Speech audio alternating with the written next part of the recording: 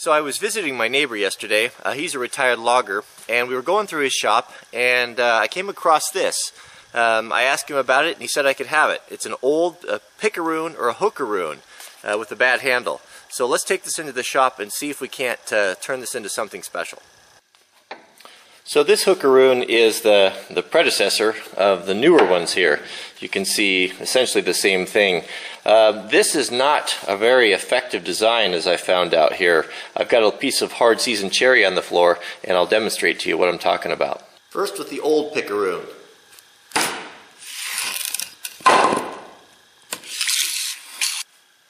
The old picker will stick it, but when you pick it up with just a little bit of movement, it drops it.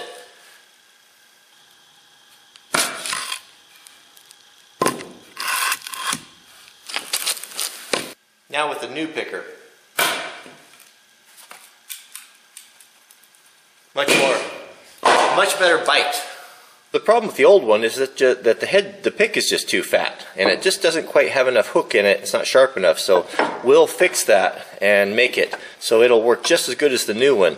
The reason why I want to spend some time on this is that I like the old tools, and I want something with a longer, proper axe handle on it. So I've got this nice custom-made handle here with a nice big butt end on it, a nice big round knob that I can have a little bit extra reach. I really like this one, but it's a little bit short sometimes, so having a longer one is going to be a nice addition to my forestry tool set.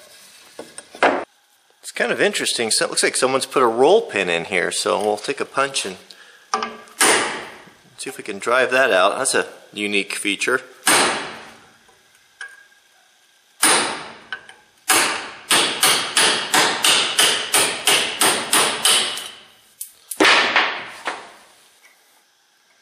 That's exactly what they did. I don't see where that could do any harm. I don't know if it's necessary or not, but we'll put it back that way.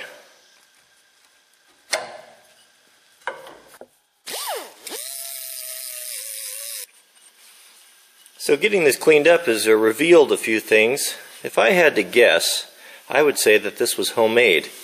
This, I'll bet, is a piece of pipe, water pipe perhaps, that's been smashed into an eye. You can see kind of the imperfections. I can see the weld mark on the inside of it. But this, the hook part is cast. You can see here, obviously that's been welded on and not dressed up very good, maybe repaired. So we'll clean this up and see what we can do with it. So that looks a little bit better than that goopy weld. I think we're ready for a handle. We'll do a little fine tuning on this pick, but I want to be careful to not take too much material off because it's hard to put back. So since this handle was designed for an axe head, which is much taller, the kerf only comes down to about right there. So we'll need to cut that down into here somewhere carefully so that we can wedge this head. This looks like a job for the Golden Guinea. Many thanks from Ireland.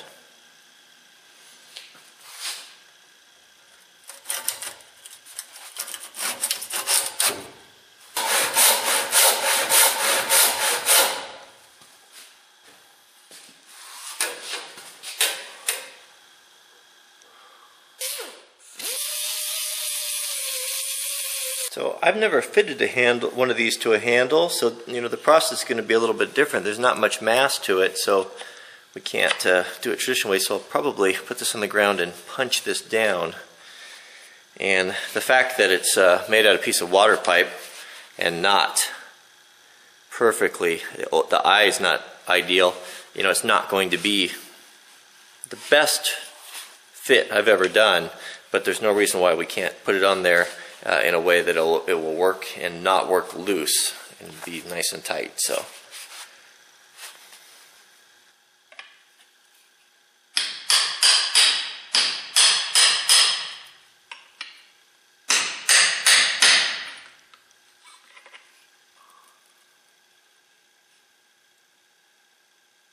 alright, let's wedge it. These little curly cues that come off there from the handle, you can just take and razor knife and just cut those off.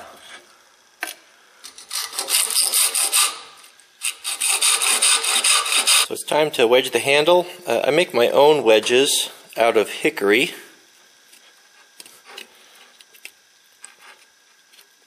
And we'll see if we can seat that, get a nice tight fit.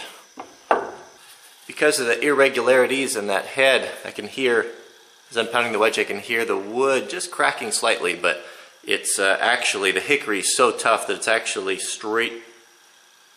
Well, I wouldn't say it's straightening out the metal, but it's definitely filling the void, so I'm going to take it a little bit further. If you have a question whether or not you're still getting movement in your wedge, just simply draw a line on it with a pencil and then tap it. You just want a nice brisk even tap, but you'll get to the point where if you do enough of it, you can feel it, that it's not going in anymore. Once you see the pencil mark hold and you're not pushing it past into the head, then you know you're in good shape. And you can see here that the handle's flaring out. That's a really nice wedged fit right there, so we'll cut that off now. And it is not a mere fancy, for we cannot get rid of the idea, and most of the things we say and think about men would be reduced to nonsense if we did. It may not be anything real, anything above and beyond the actual facts which we observe. But in the case of man, we saw that this will not do. The law of human nature, or of right and wrong, must be something above and beyond the actual facts of human behavior.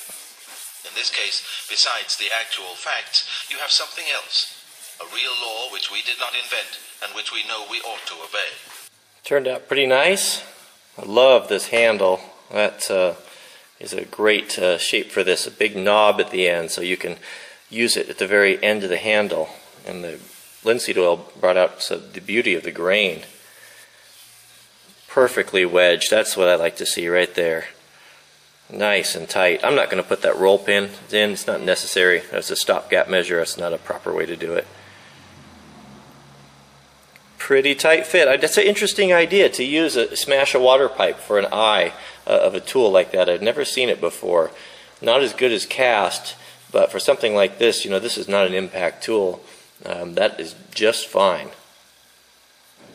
Special now, though. Let's go see how it sticks that piece of cherry. So I reprofiled this tip so it should penetrate the seasoned cherry a little bit better.